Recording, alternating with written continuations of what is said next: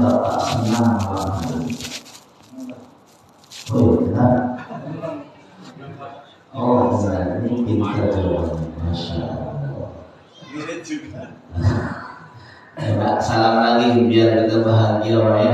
Karena ini kita nyambut bulan Ramadan tinggal beberapa hari lagi Pak. Mudah-mudahan apa yang kita lakukan senang bahagia nyambut Ramadan sebagaimana janji Rasulullah kepada kita diharamkan jasadnya daripada api neraka, artinya kita dimasukkan ke dalam surga, itu berlaku bagi kita semuanya. Amin. Assalamualaikum warahmatullahi wabarakatuh. Waalaikumsalam warahmatullahi wabarakatuh. Waalaikumsalam.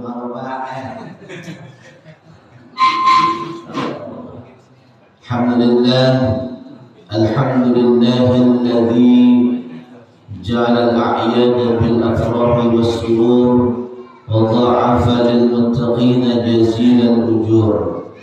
Asyhadu an la ilaha illallah wahdahu la syarika lah al-'afuwwul ghafur wa asyhadu anna sayyidana Muhammadan 'abduhu wa rasuluhu la nabiyya ba'dahu.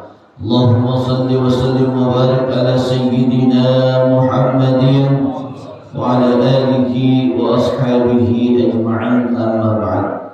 Mukarraman muhtaraman segenap para tokoh di lingkungan Masjid Jami Nurul Huda yang dimuliakan oleh Allah Subhanahu wa taala, dari ketua DKM, Bapak-bapak haji, Bapak-bapak ustaz semuanya, semoga kita berdoa yang hadir pada kesempatan kali ini insyaallah diberikan kesehatan, diberikan keberkahan, umur yang panjang dalam ibadah kepada Allah dan ittiba kepada Rasulullah sallallahu alaihi wasallam. Amin ya rabbal alamin.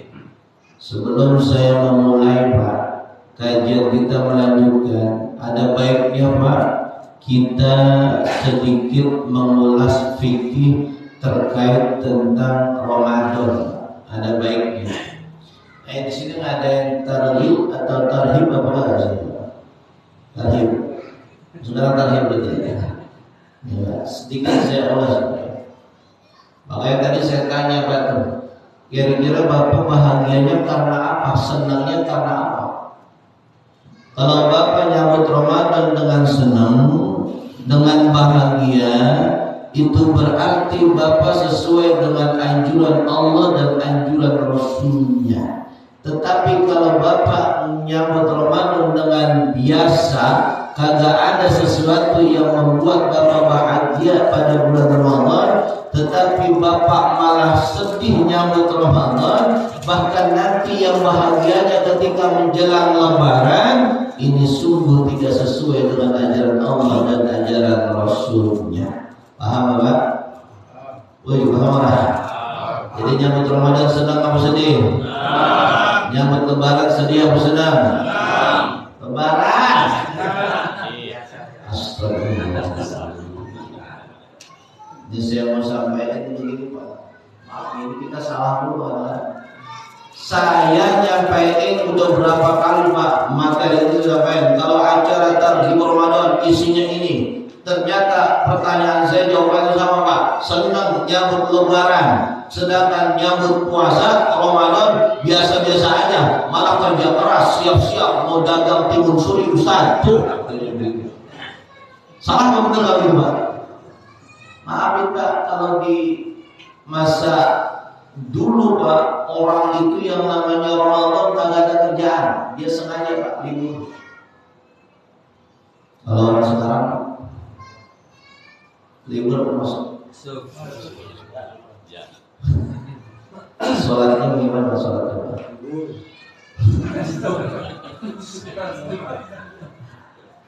Saya minta maaf. Saya mengkritisi ini bukan maksud untuk menyalahkan siapapun, tetapi ini mengkritisi diri kita terkait tentang tarhib Ramadan, menyambut Ramadan yang katanya kita dengan sukacita, dengan bahagia, tapi tidak dirasakan secara sebenar-benarnya. Malah yang bahagia nanti pas ketika Lebaran, apalagi pas takbiran senang banget takbirannya. Allah Allahu Akbar. Senang banget itu Pak. Senang apa sedih Pak? Senang. Padahal Bapak lihat nih Pak, bagaimana tarikh Rasulullah SAW ketika menjelang hari raya Pak. Rasulullah itu menjelang hari raya bukannya ketawa, bukannya senang, tapi apa yang dilakukan oleh Rasulullah Pak? Woi, apa? Nangis Pak. Orang kita sekarang sedih nyambut Ramadan, kenapa harus mengeluarkan duit buat beli pakaian?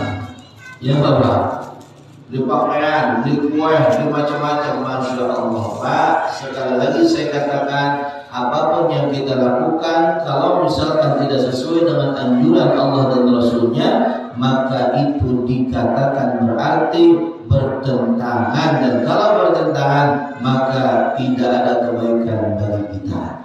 Maka sekarang saya bertanya, Bapak bahagia karena apa? Bukan apa? Karena nyambut bulan Ramadan. Ada Pak satu ayat Allah. Bapak mungkin pernah dengar Pak ayatnya. Mungkin yang udah senior sering dengar ayat ini. Ini ayat tentang perintah kita disuruh bahagia nyambut datang ke bulan Ramadan. Kira-kira Bapak udah ada yang dengar belum ayat yang akan saya bacakan ini Pak? Belum? Belum ya?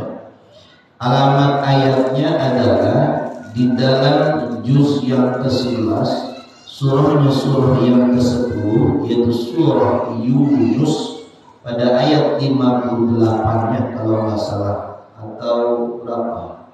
Ya, kalau segitu ya. Nah terus kemudian bunyinya bagaimana Ustaz? Bunyinya begini Pak.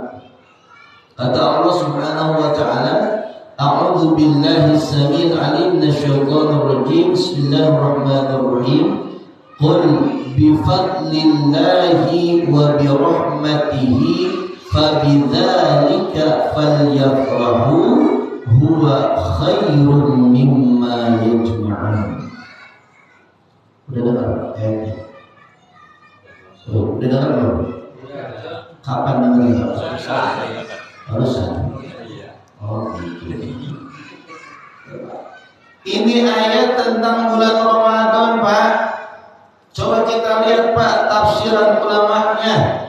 Syekh Aid Al-Qarni beliau menjelaskan ayat ini di dalam tafsir Al-Muyassarnya, bahwa kata bifadlillahi dengan keutamaan Allah yang Allah berikan kepada umatnya Muhammad, kepada hamba-hamba Allah Subhanahu wa ta'ala, maksudnya adalah aidinul islami. Keutamaan yang Allah berikan yang pertama katanya adalah agama Islam. Jadi kita beragama Islam, ini keutamaan yang Allah berikan kepada kita. Ya Allah. Lalu yang kedua, wa bi rahmatihi, dan dengan rahmatnya. Ulama menafsirkan kata rahmat ini adalah dengan anzalallahul qur'ana, bahwa Allah telah menurunkan Al-Quran bagi umatnya, bagi umat Muhammad sallallahu alaihi wasallam. Maka Quran, saya mau tanya, diturunkan di bulan apa? Di bulan Sya'ban, di bulan Rajab, di bulan Syawal, apa di bulan Ramadan? Ramadan. Berarti kalau kita disuruh senang dengan turunnya Al-Quran, begitu juga kita harus senang dengan datangnya bulan Ramadan. Jadi dua yang Allah berikan kepada kita. Pertama agama Islam, yang kedua bulan Ramadan fihil Quran, yang di dalamnya ada Quran. Makanya nama lain dari bulan Ramadan banyak Pak. Ada yang namanya Syahrus Syiyam. Bulan apa Pak? Bulan puasa. Ada yang namanya Syahrul Qiyam. Bulan apa Pak maksudnya? Bulan Qiyam. Apa Pak? Sholat tahajud. Itu maksudnya sholat tarawih itu Pak maksudnya Pak. Yang namanya syahrul qiyam itu maksudnya sholat tarawih, sholat yang dilakukan setelah isya malam hari, itu namanya qiyamul lail. Ya, maka dipotong qiyamnya saja diambil. Kalau tahajud kan ba'da naumi, baru tahajud, setelah tidur baru kita dikatakan namanya sholat tahajud.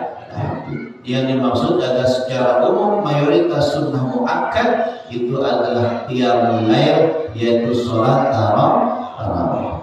Lalu yang ketiga, istilah lainnya apa Pak? Syahrul Quran.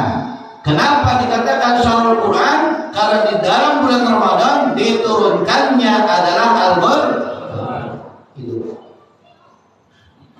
Maka kata Allah kalimat berikutnya apa? Fabidzalika falyafrahu, maka berbahagialah kalian dengan apa yang Allah berikan kepada kalian. Dua tadi itu Pak. Apa yang pertama Pak? Apa yang pertama Pak? Agama Islam. Yang kedua Pak? Bulan Ramadan. Jutaan orang Pak nggak dapat hidayah, kita sudah dapat hidayah. Maka harta yang banyak, mobil, kekayaan yang kita punya kagak akan punya nilai apa-apa kalau kita belum mendapatkan hidayah. Akan ditinggalkan ketika orang mendapatkan hidayah, kekayaannya ditinggalkan Pak. Bahkan ada orang yang masuk ke dalam agama Islam, dengan dia masuk ke agama Islam, akhirnya dia tidak memiliki apa-apa dalam kehidupannya. Ada nggak cerita yang begitu Pak orang? Banyak. Ada namanya Ustadz Yahya Walami. Nah, Ustadz siapa? Yahya Walami sekarang jadi Ustadz, dulu dia jadi begitu dah pokoknya ya. Kalau disebut panggilan kita ya, gitu Pak. Kalau misalkan hidayah sudah didapatkan, maka harta apapun tidak akan punya nilai di hadapan orang tersebut. Artinya alhamdulillah kita menghidayahnya, bukannya pas sudah gede baru dapat hidayah. Kalau bapak menghidayahnya dari brojol, Pak. Ada yang mualaf ini, orang. Kalau ada yang mualaf, maka dia alhamdulillah masih dikasih kesempatan oleh Allah untuk mendapatkan dinul Islam yang kata Allah adalah min fadlillah. Itu keutamaan yang Allah berikan kepada seseorang. Lalu kemudian bulan Ramadan Pak, keutamaannya kagak semua orang Pak diberikan bulan Ramadan, kagak semua. Umat dari zaman Nabi Adam, umat Muhammad doang spesial bulan Ramadan, dan malah ada Lailatul Qadar di dalamnya. Spesial nih Pak umat Muhammad. Bapak juga udah mungkin ngelihat lah, sebelum Ramadan ada bendera kuning di depan rumah si anak. Wah, berarti dia masuk ke Ramadan apa kagak ngomongnya dua? Ada. Ini alhamdulillah, moga-moga umur kita sampai masuk ke Ramadan dan insya Allah bisa istiqomah ibadah di bulan Ramadan. Amin ya rabbal alamin. Tuh, Ustaz. Terus kalau kita sudah bahagia, udah selesai begitu saja kita dapat surga. Lah ada kaitan berikutnya Pak. Apa? Yang namanya orang senang Pak, orang bahagia nyambut Ramadan. Nih Pak, bahagia nyambut Ramadan, maka kebaikan-kebaikan Ramadan jangan ditinggalkan. Puasanya jangan bolong, sholat tarawihnya jangan ditinggalkan, sholat fardu berjamaahnya awas kelewatan, sedekahnya ditambahin. Itu kalau orang senang nyambut datangnya bulan Ramadan. Maka ada Pak satu hadis Rasulullah SAW, ini di dalam kitab Sahihul Bukhari atau Sahihul Bukhari. Di sana ada hadis, kalau masalah jilidnya jilid yang keempat, urutan hadisnya 3208. urutan hadisnya. Bapak nanti boleh cek di kitab hadis tersebut, Pak. Bapak punya nggak kitabnya, Pak? Woi, boleh dicek aja Pak, apa silakan. Di sana ada hadis Rasul yang mengatakan begini, Pak. Nih. Qad ja'akum Ramadhanu, sungguh telah datang kepada kamu bulan Ramadan. Syahrun mubarakun, yaitu bulan yang penuh dengan berkah. Tuh Pak, bulan yang penuh dengan berkah. Yang maksud berkah apa sih Pak? Saya tanya Pak, Bapak yang tahu apa yang maksudnya berkah? Ma ma'anal berkah? Ayo, apa Pak artinya berkah Pak? Pak, supaya gak ngantuk ini yang jawabnya ayo Pak, apa berkah itu Pak? Oh iya, apa berkah? Sedikit cukup banyak. Sedikit cukup banyak. Ini mau kaitan sama harta ini. Berarti kalau yang hartanya banyak berkah gitu ya. Sih. Kata berkah Pak dalam bahasa Arab, ini kata berkah Pak. Dalam bahasa Arab itu diartikan oleh ulama sufi yang sangat terkenal, Al-Imam Al-Ghazali, dengan kalimat ziyadatul khairi, bertambahnya kebaikan. Kalau tadi kalau kata Bapak penggalannya misalkan sedikit cukup, banyak apalagi gitu ya. Itu harta berarti Pak tendensinya. Kalau yang namanya ziyadatul khair itu bentuknya universal, bisa masuk ke harta, bisa masuk ke diri kita, bisa masuk bahkan ke umur kita, bisa masuk ke keluarga kita, lingkungan kita. Kalau itu dikatakan berkah, maka hartanya dibelanjakan di jalan Allah. Karena bertambah kebaikannya dengan harta yang dia punya. Hartanya menjadi wasilah dia masuk ke dalam surga Allah. Itu berkah. Dengan harta yang dititipkan oleh Allah, kalau harta itu berkah, maka kita kemudian tidak berat tangan Pak. Kita tidak berat tangan, kita ringan tangan membantu yang membutuhkan harta kita. Karena hakikat harta itu bukan yang kita punya sekarang di rumah, bukan. Tetapi harta yang kita punya adalah harta yang sudah dibelanjakan di jalan Allah. Ini masjid butuh dana, maka berbondong-bondong besok bulan Ramadan, berbanyak-banyak di bulan Ramadan untuk menyisihkan hartanya ke pembangunan Masjid Nurul Huda ini. Siap apa kalian? Siap apa orang? Kalau ada 20 juta Pak THR nih, THR 20 juta, THR siapa ya 20 juta ya? THR 20 juta, kira-kira sanggup gak 50%-nya kasih ke sini Pak? Woi, jawab apa? La ilaha illallah. Woi, sanggup apa enggak? Benar?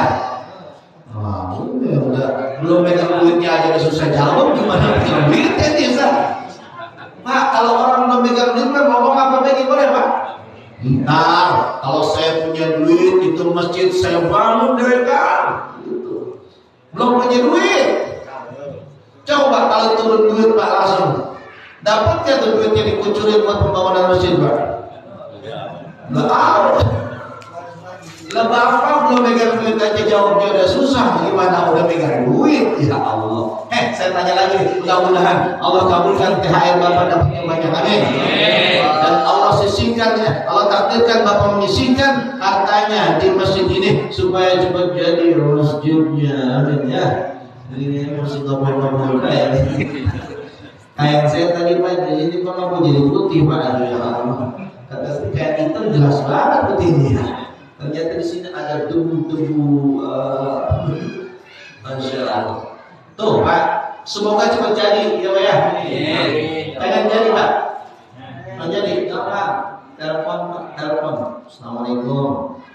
Salam. Oh iya. Assalamualaikum Haji, saya itu adalah pembangunan masjid, kiranya kalau Bapak mau zakat mal silakan di masjid kami. Jadi Pak, zakat mal. Zakat fitrah mah jangan dikasih ke masjid ini mah, yang perlu zakat fitrah mulu. Lah 3,5 liter kapan selesai? Ya Allah. Zakat mal Pak, kalau yang asetnya zakat mal itu misalkan 1 tahun haulnya dia 1 miliar, 2,5% dia baru berapa ratus juta Pak? Iya Pak Bapak? Kecil. Dan saya yakin Pak, orang sini banyak yang kemudian kalau dihitung nisab dan haulnya, dia harus mengeluarkan zakat mal. Ya. Tuh DKM jalan zakat mal ini uang udah. Nih, ente kalau misalkan ada DKM jangan pura-pura lupa. Oh iya bener. Serius ini, zakat mal itu kebutuhan kita Pak, bukan DKM. Saya katakan, mohon maaf Pak. Zakat mal itu bukan kebutuhan DKM, bukan kebutuhan amil, tapi kebutuhan individu kita masing-masing. Kalau kita kagak mau berzakat, kalau kita nggak mau menyisihkan harta kita di jalan Allah Subhanahu Wa Taala, hartanya akan diambil lagi sama Allah Subhanahu Wa Taala. Benar enggak? Ya benar. Oh Pak, saya ngomong gini tuh, jadi kayak panitia saya nih. Emang begitu Pak. Kalau misalkan kita hartanya sering dibagi nih Pak, dititipin sama Allah harta kita, dikasih lagi sama orang, nanti dikasih lagi sama orang titipin yang lebih banyak lagi, terus begitu. Makanya mudah-mudahan warga kita insya Allah dilapangkan rezekinya, dimudahkan cari rezekinya, dan insya Allah bisa sumbangsi besar buat pembangunan Masjid Nurul Huda ini. Amin. Sebenarnya Ustaz Muslimin bukan kata Pak bikin masjid, bukan, karena untuk berpartisipasi bareng-bareng. Suruh kenalan dewannya banyak Ustaz Muslimin. Sebenarnya begitu.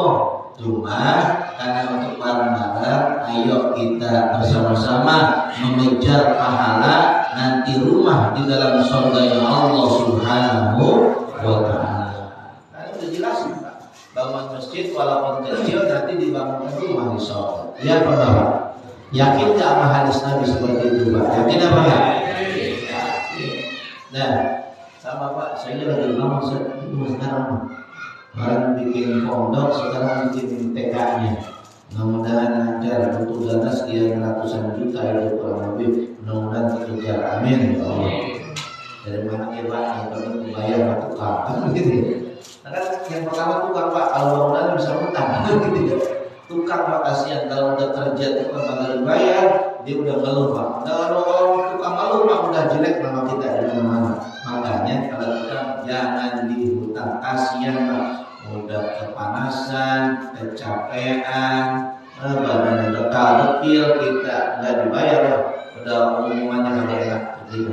Nah, kalau kerja seperti itu segera diselesaikan. Nah, jemaah sekalian yang berbahagia, itu Pak. Itu bulan Ramadan. Dari hartanya dibedakan. Kalau umur Pak, umur di bulan Ramadan biar umur kita barokah, maka umur itu terkait tentang kesempatan yang Allah berikan kepada kita. Ini Pak. Kalau umur sama usia itu sama apa beda Pak? Umur sama usia beda apa sama? Ayo. Alasannya dia ngomong kan? Ayo, umur sama usia sama nggak maksudnya? Woi, sama. Kenapa sama? Coba jelaskan. Ya, umur kan umpamanya 50, usia 50 gitu kan? Sama. Sama Pak. Cuma beda. Dalam konteks agama ini beda Pak. Bapak belum tahu ini. Nih Pak, dalam konteks agama begini Pak. Usia itu adalah di mana kita dikasih batas dan awal, itu namanya usia. Awal kita 0 tahun 0 bulan, turun ada di dunia ini, selesai, nanti umurnya berapa habisnya, usianya berapa? Usianya misalkan 60 tahun, nah berarti itulah usia dia segitu Pak. Umur bagaimana? Kalimat umur itu ada kaitannya dengan ayat Allah terkait tentang masjid Pak. Kata Allah apa? Innama ya'muru itu adalah maknanya kurang lebih sama dengan umur, artinya dimakmurkan. Kalau misalkan kita punya umur, berarti umur kita yang makmur, umur kita yang berkah, umur kita yang kebaikannya terus-terusan. Bahkan kita sudah tidak ada usianya, tapi umur kita masih ada di alam dunia ini. Para kiai usianya selesai, Pak, tapi umurnya masih ada nggak? Kemakmurannya di situ ada apa? Ada. Santri-santrinya panjang. Itu namanya usia yang makmur, usia yang umurnya panjang, Pak. Apa namanya? Apa sih namanya itu? Umur kita ini istilahnya terus menerus. Contohnya Pak Kiai Nur Ali di Bekasi, umur beliau kagak begitu panjang usianya, Pak, tapi makmur umurnya itu luar biasa. Sampai saat ini kita selalu mendoakan beliau, murid-muridnya mendoakan beliau semuanya. Allahumma ighfir lahu warhamhu wa'afihi wa'fu anhu waj'alil jannata mathwahu, amin ya rabbal alamin. Itu namanya usia yang makmur. Jadi tahu bedanya apa? Gak tahu bedanya apa? Gak tahu. Kalau usia ada awal, ada batasnya. Tapi kalau umur nggak ada batasnya. Kalau kita isi umur kita dengan kebaikan, maka walaupun kita usianya sudah selesai, insya Allah kita akan dikenal kebaikan-kebaikannya sama orang-orang di sekitar kita. Nih Pak, mencari umur kita supaya berkah, supaya umur kita insya Allah panjang terus-terusan. Bagaimana caranya? Tanamkan kebaikan di masjid ini. Oh, itu waktu pembangunannya kan Bapak ini tuh. Itu waktu pembangunannya kan Bapak ini tuh, Pak, disebut-sebut terus, Pak. Masya Allah. Mudah-mudahan umur Bapak dipanjangkan oleh Allah Subhanahu wa taala. Mudah-mudahan usia Bapak dipanjangkan oleh Allah Subhanahu wa taala. Itu Pak. Itu kalau diri, Pak. Kalau keluarga bagaimana supaya berkah di bulan Ramadan? Keluarga yang awalnya malas-malasan di bulan Ramadan, maka di bulan Ramadan kita harus rubah yang malas menjadi rajin, Pak, bentuknya. Jangan malas-malasan. Quran yang agak pernah dibaca ketika Ramadan dibaca terus-terusan sebulan penuh. Itu yang namanya berkah, Pak, keluarga kita di bulan Ramadan. Jangan pantengin TV. Ini mah kadang-kadang kalau maghrib TV yang ditonton. Betul apa enggak? Nonton TV, baca Quran. Jangan nonton TV. Ngaji banyakin, Pak. Kalau nonton TV, mohon maaf, Pak, nonton TV saya katakan kurang ada manfaatnya kalau itu cuma sekedar hiburan-hiburan belaka. Maka kadang-kadang kalau kita melihat bandingin orang dulu sama orang sekarang, orang dulu, Pak, menjelang maghrib ada di masjid, Pak, udah siap-siap sholat maghrib. Orang sekarang menjelang maghrib bulan Ramadan di masjid apa depan TV, saya tanya, Pak? Depan TV. RCTI jetrek, mah belum aja. Ganti Antv di sini cepetan. Antv, Pak, ganti. Antv belum. TVRI dipencet, Pak. Tapi BRTP kalau dipencet itu ya. Ini maksudnya apa? Kalau kita pengen berkah keluarga kita, disetting, Pak, keluarga kita sejak awal Ramadan sampai akhir Ramadan, penuhi dengan kegiatan-kegiatan amal soleh. Insya Allah keluarga kita jadi berkah. Amin. Dah. Coba. Udah, kayaknya ada lagi, Pak. Kenapa ya? Nabi juga pernah nyampain gimana? Ketika di Ramadan, alladzi yuftahu abwabul jannah. Di Ramadan, kenapa kita harus bahagia? Karena dibukanya pintu surganya Allah. Lalu yang kedua, kenapa kita harus bahagia? Watughlaqu abwabul jahim. Dan kata Rasulullah, dan ditutupnya pintu neraka jahanam. Lalu kemudian apalagi? Fihi lailatul qadri. Di dalamnya ada malam yang lebih mulia daripada 1000 bulan, yaitu dikenal dengan malam Lailatul Qadar.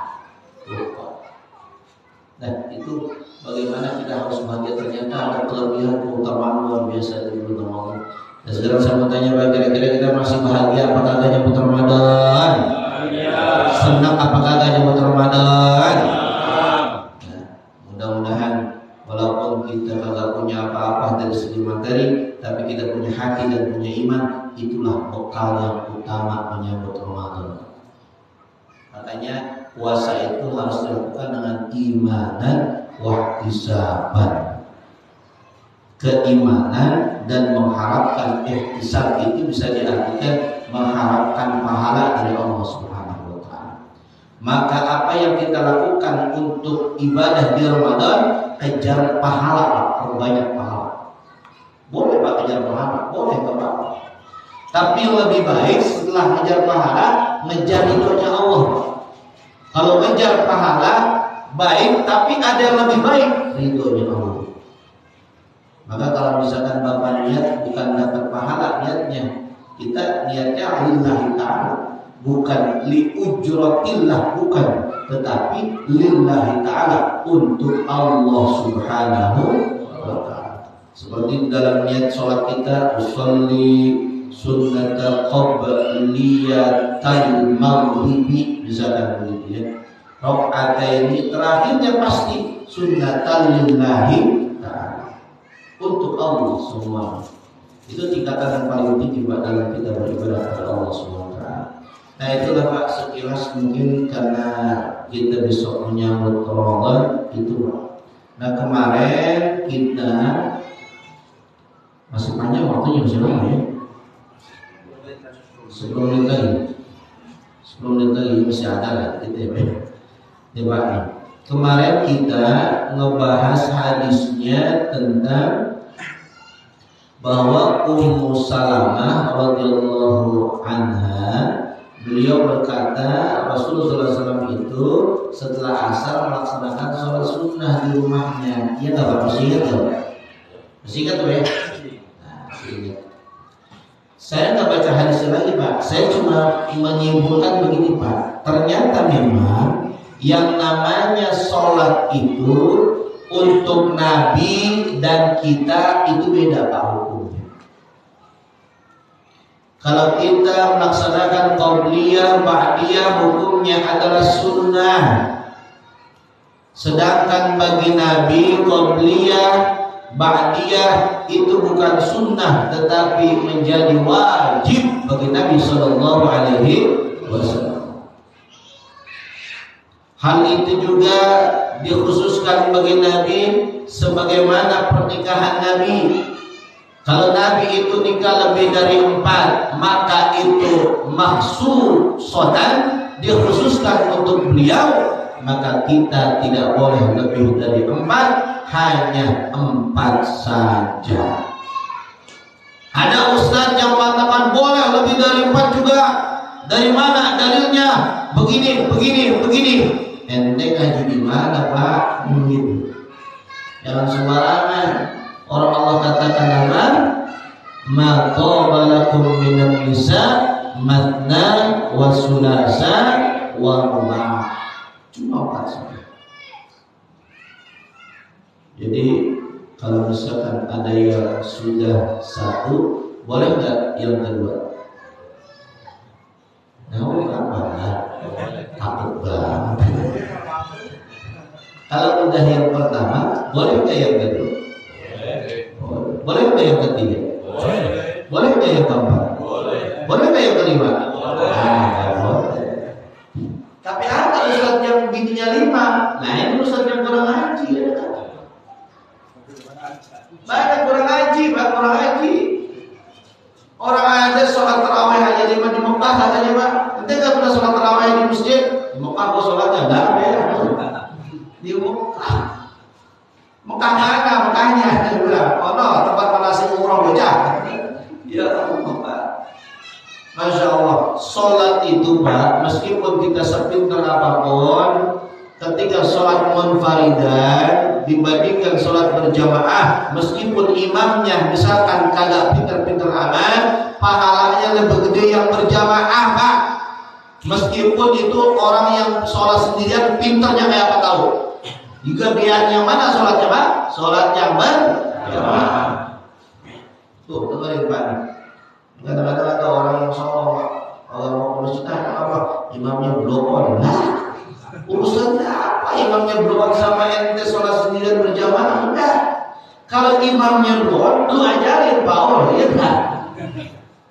Jangan mentang-mentang kagak, mohon maaf, kagak serp sama DKM akhirnya kagak mau Pak dia sholat berjamaah. Itu namanya Pak sudah jatuh ketiban tangga, sudah ngerti ilmunya, pahalanya banyak luar biasa, tapi ditinggalkan amalan tersebut. Itu namanya apa tadi Pak? Sudah jatuh ketiban tangga. Nah, PA sampai nomor. Itu namanya kagak beres tuh Pak orang itu. Maka saya begini Pak, mendingan menurut saya nih ya, menurut saya, nggak terserah Bapak ini keputusannya. Menurut saya Pak, mendingan orang kagak pinter amat tapi rajin ibadah daripada orang pinter banget tapi malas ibadah. Benar apa enggak? Itu Pak menurut saya Pak. Sekarang Pak kalau orang pinter banget ngeyel Pak, disuruh sholat nggak mau dia.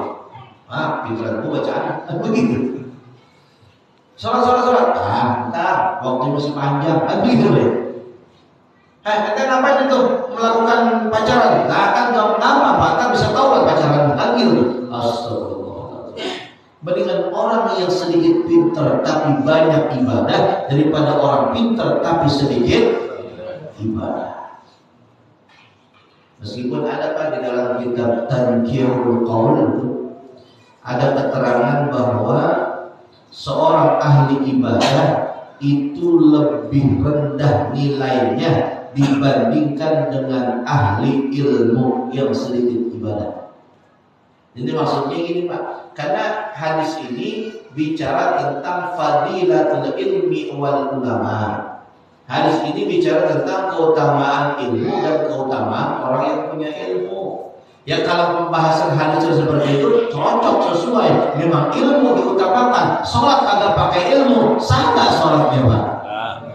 Dia bukannya takbir angkat tangan, dia assalamualaikum Pak. Assalamualaikum warahmatullah.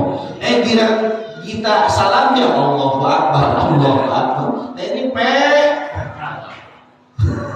begitu. Sholat itu apa Pak? Sholat itu muftatahatun bitakbir wa muhtatamatun bitaslim. Salat itu dibuka dengan mengucapkan takbiratul ihram, diakhiri ditutup dengan mengucapkan salam. Ngaji alhamdulillah sih istiqomah. Tapi 4L Pak bisa kita. L lagi. Yang lain belum bertambah, mudah-mudahan Pak. Insya Allah besok-besok nambah lagi. Amin. Tapi kalau udah punya ilmu jangan sombong ya. Ya tadi tuh, yang orang yang pintar tapi udah sholat berjamaah itu memang sombong Pak. Kalau sombong itu pernah Pak diceritakan kan si setan gara-gara kesombongannya Pak, dia tidak kemudian diizinkan oleh Allah Pak untuk tinggal di surga. Bukan gara-gara apa-apa Pak, gara-gara kesombongan. Emangnya si setan tidak pintar Pak? Emangnya si setan tidak ahli ibadah? Ahli ibadah Pak setan itu.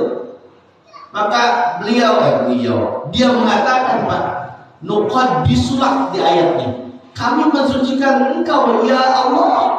Kenapa kok kami harus disuruh sujud sama si Adam yang bocah baru brojol kemarin? Kasarnya begitu Pak. Ini sama nih kayak kita di sekarang. Ada ustadz muda baru pulang dari pesantren jadi imam. Ustadz tua kagak mau jadi imam sama ustadz yang muda. Ada nggak yang begitu Pak? Nah, bocah baru kemarin jadi imam katanya. Salah nggak omongan begitu Pak? Salah, nggak boleh. Mau jadi imam mau tua mau muda kalau dia bisa pintar silakan. Nggak harus Pak, harus orang tua nggak harus. Karena orang tua belum tentu pintar. Iya Pak Bapak. Apalagi kalau orang tua yang bijinya sudah metik Pak. Susah kalau sudah metik. Alhamdulillahi Rabbil harusnya alamin. Karena udah susah alak-alakannya udah lengket Pak. Alamin tuh. Kalau orang tua susah. Makanya kalau misalkan kita jadi makmuman, udah serahin sama imam. Siapapun imamnya, insya Allah sholat kita sah dan diterima oleh Allah Subhanahu wa Ta'ala. Tapi kalau kita udah belagu banget Pak, imam dikit salah langsung protes, subhanallah. Salah sedikit, subhanallah. Yang subhanallah itu yang rukun. Kalau yang sunnah jangan. Kalau misalkan sunnah pun bisa diperbaiki, maka kalau misalkan kagak, nggak apa-apa, tetap salah. Baca Quran nih Pak nih, imam salah, sah nggak sholat kamu? Sah. Yang sunnah, kalau yang rukun Tidak sah. nggak sah. Maka yang rukun Fatihah itu harus benar bacaannya, nggak boleh ada yang salah. Namanya apa yang salah Pak? Kata alhamdu diganti jadi alhamdu, itu biasanya kebanyakan kita begitu. Alhamdu itu nggak boleh karena ada qalqalah memantul antara alif lam tersebut. Itu harus bersih. Banyak Pak sebenarnya yang kita harus bahas di kajian-kajian Quran itu, karena banyak imam-imam di antara kaum muslimin itu yang mementingkan lagu tetapi tidak mementingkan bacaan. Lagu dipentingin, lagu apa Pak? Lagu Al-Qur'an dipentingin lagu Al-Qur'an. Nah jamaah sekalian berbahagia itu Pak.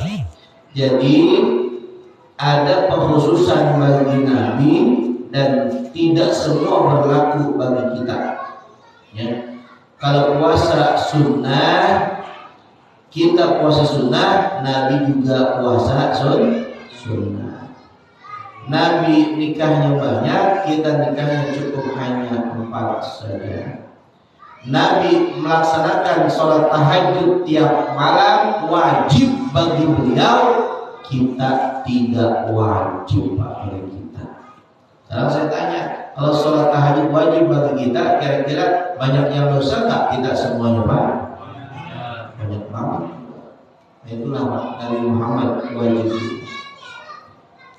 Lalu kemudian Pak, di sini ada karahatul wisal. Ada makruhnya atau dilarangnya puasa wisal, tetapi Nabi boleh puasa wisal. Wisal kan puasa berlanjut Pak. Jadi maghrib dia kagak batalin terus sampai besok lagi. Itu Nabi boleh begitu. Tapi kalau kita, tapi saya tanya Pak sama si Roni, ini kan dia mualaf di mana? Di agama sebelah ada juga puasa yang begitu Pak. Tapi puasa dia dimulainya jam 12 malam Pak puasanya. Kalau kita kan mulainya jam matahari terbit ya, yang fajar itu kan, matahari terbit sampai terbenamnya matahari. Kalau dia enggak, dari jam 12 malam sampai jam 12 malam lagi Pak. Iya, buka puasanya itu. Nah, enak Pak dulu, enak Pak. Pilih mana Pak sebenarnya? Tapi katanya boleh Pak usulnya. Bahasanya nggak bisa kalau dia estafet Pak ya. Bahasanya estafet sampai ke berikutnya, berarti 24 jam. Kuat apa enggak? Kuat. Maka kalau di agama kita, agama Islam, maksusoh itu hanya dikhususkan bagi Nabi yang boleh, bagi kita nggak boleh.